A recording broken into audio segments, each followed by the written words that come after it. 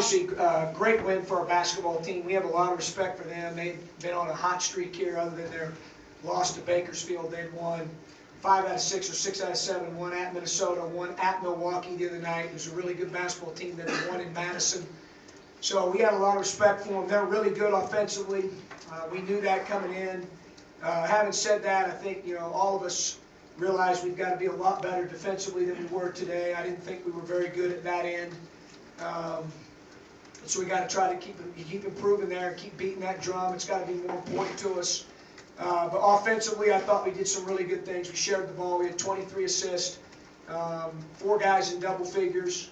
Thought our offense was about as good as it's been all year, to be honest. Thought we got a little stagnant late in the game against the same zone they were playing earlier in the game that we were really good against. But other than that span of 3 or 4 minutes, I thought we were really hitting on all cylinders at that end. It had contributions from a lot of guys today, really everybody that played. I thought that was a really good offensive basketball team that we had to defend. I thought the first 5 minutes we came out, that set the tone a little bit. Thought it was maybe the best we played at both ends simultaneously to start a game. I thought that we, sometimes you catch an opponent missing, but I really thought we imposed our will the first 4 or 5 minutes. After that, our defense didn't have quite the same bite. Offensively, I thought we were able to sustain it a little bit more, and did some good things. We're going to continue to build on it. We got a day off tomorrow. These guys certainly deserve that. And after a final exam week, I appreciate their concentration and focus and prep for the game in the midst of finals. It's not an easy thing to do. And now they get tomorrow off. We'll have 2 days preparation for the border war. Questions for the players? Malcolm, it feels like you guys kind of are settling in with this unit. You guys have gone through so many different renditions of what you are. Just what did a week off do for you guys to kind of get into a rhythm and maybe change things up a bit? Just refresh our bodies, take a vacation off basketball for a little bit. I think it was good for us because I think we practiced pretty well 2 days before the game. I think, especially now that school's out, we'll have more chance to rest and recover. Malcolm, John's called you the butcher, the baker, the candlestick maker. What does that mean to you? I'm a pretty good chef.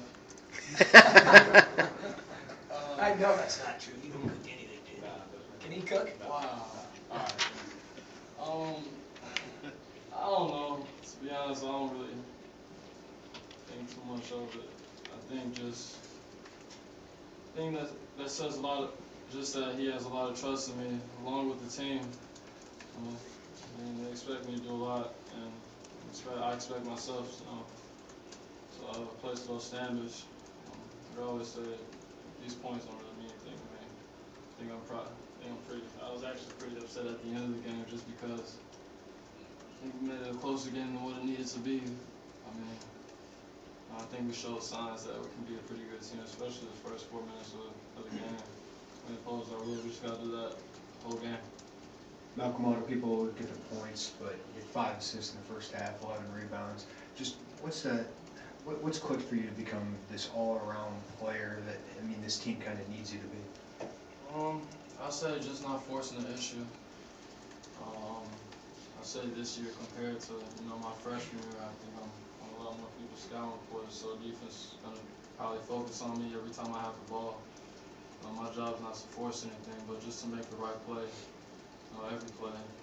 And I think when I made plays today, I think I got my assists off of driving, just finding the open man. I think we just stressed out with the whole team. It's all about executing, which I did today in the first half at least. Malcolm, how many positions did you play today? From what I know as 3. I think I caught myself guarding the 5-man a couple times, so I guess you can count that. Yeah. And Michael, you had something going with Ken with a give and go, a drive and kick thing. It seemed to be one of the most effective offensive weapons and fun to watch. Is that a thing that you and he particularly have worked out? Yeah, I think our not just with Ken, but all my teammates, our chemistry is getting better day by day. And that one people they were talking about just happened.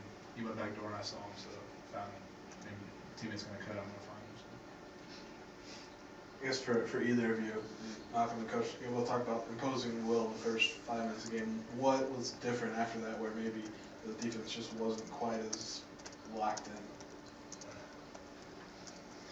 Probably showed the signs of, we probably did some things that an immature team does. Got satisfied, I think. We were just happy that we were scoring it up by a lot.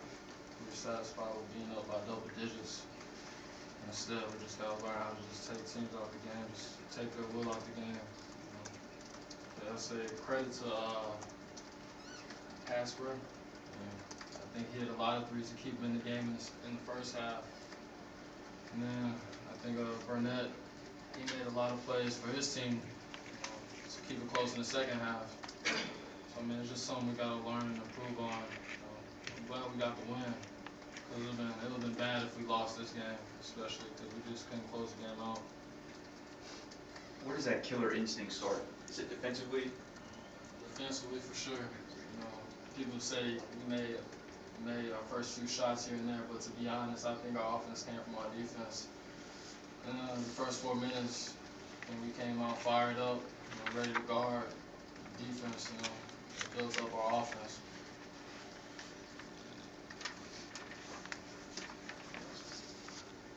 Anything else for the players?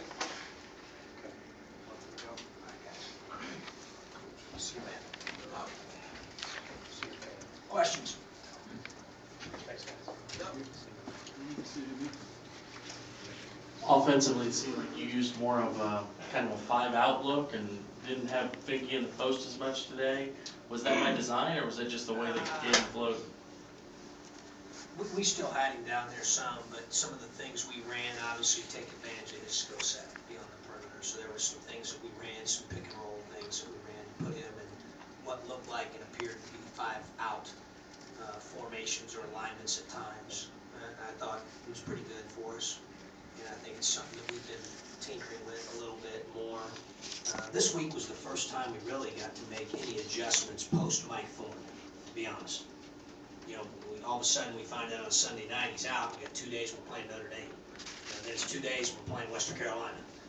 Then it's a day off per NCAA rules. And it's 2 days and we're playing Yale. I mean, it was just like boom, boom, boom, And all these things that we had offensively dating back to European practices needed to be altered and adapted a little bit. Not necessarily anything wholesale, but adjustment to fit our personnel at both ends of the floor.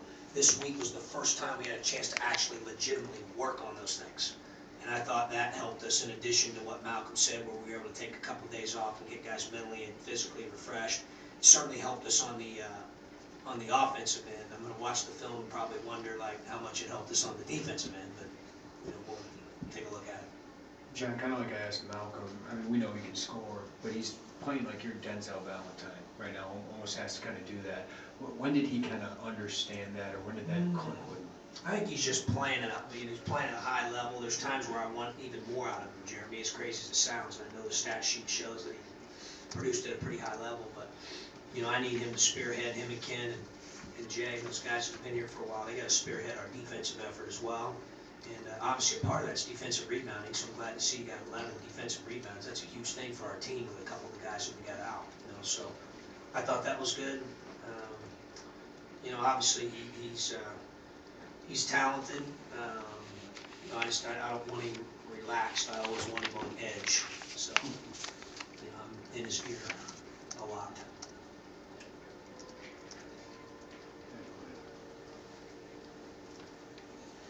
Are you close to starting lineup, or will that vary from game to game or practice to practice? I think we're getting closer. We're getting closer. Obviously, J. Cole did a good job today at both ends. I thought until late there, he made a couple. He overhelped a couple times and gave up threes, but we're getting closer. I think he's closer to full strength. Tate's fighting with the hand, but he's getting closer to full strength. I thought the freshman, in particular Williams, practiced really well the last 2 days, and that's why he doubled his minutes today. He was really good in practice the last 2 days. So I wanted him to understand that that's important, and I thought he gave us good minutes. There were a couple times at 6'7" and long where he really guarded the ball well. And he's starting to value that end a lot more than he ever has. So we're getting closer. We still got a little ways, little ways to go, but we're getting closer. Rebounding was better today, too. It's a little bit better. Yeah, we blocked out a little bit better. Hill obviously was a big part of that. Finke did a good job on the glass. We had everybody get one.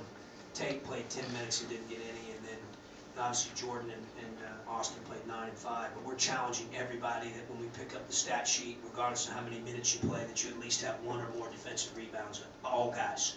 We've got to do it by committee right now. And we can get that done, but guys got to make it important, and they got to hit and block out and pursue balls, and I thought we were a little bit better today with that. If the first 4 or 5 minutes were, like you said, as good as you'd seen the team play on both ends, how do you maintain that then for the next? I'd say it's mindset. You got to have a mindset of what I call our Navy SEAL instructor calls it violence of action. I call it killer instinct. You got to have killer instinct. You got to understand that you got to play every possession on defense like someone's holding your head underwater. And you're gasping for air. We don't understand or get that yet. A couple of these young guys got to get it better, but our older guys got to execute better than what we're doing right now defensively.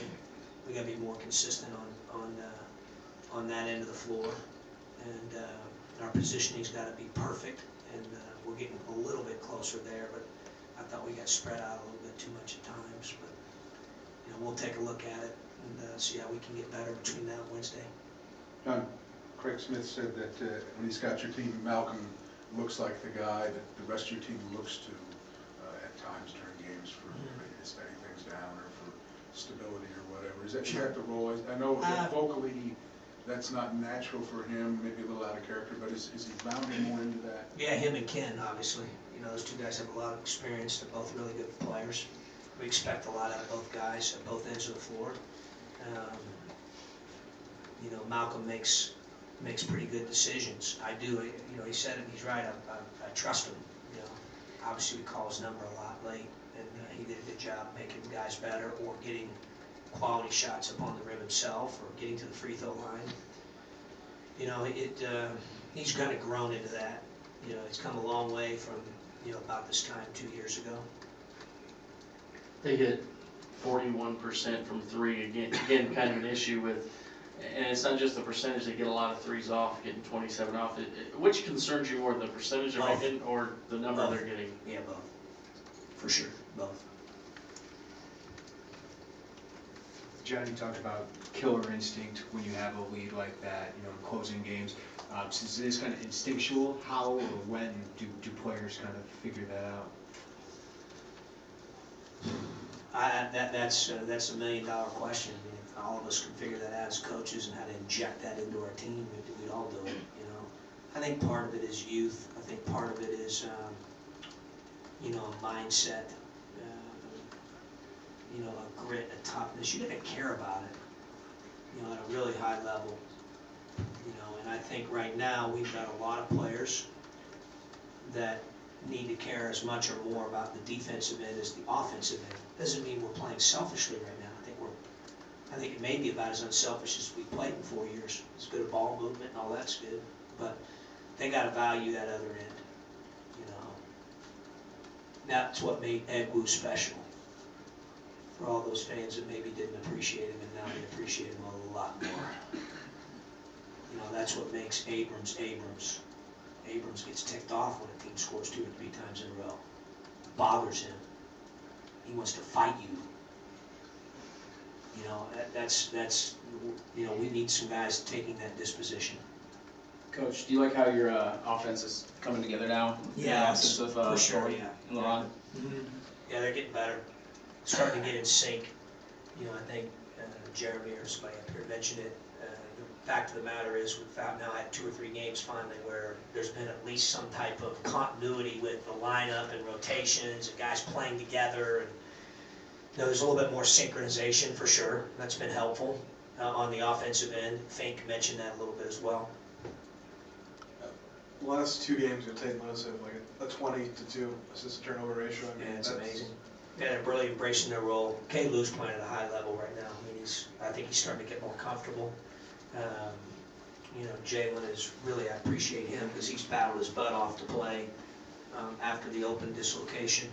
And, you know, so I appreciate him. He's all about the team.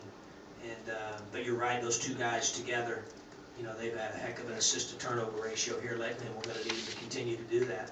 It's kind of what we do. We talk about it a lot, and now even the veterans have bought into it, like, hey, at Illinois, we take care of the ball. It's just what we do. We always do that. You know, that's Illinois basketball. We don't throw it to the other team. You know, so I think that's become a little bit of our, you know, part of our foundation of what we do offensively, and the guys are telling each other that, and, you know, we're starting to build on, you know, maybe what we've done over the last 3 to 4 years in that area. Anybody else? Thank you. All right, happy holidays, guys. Merry Christmas.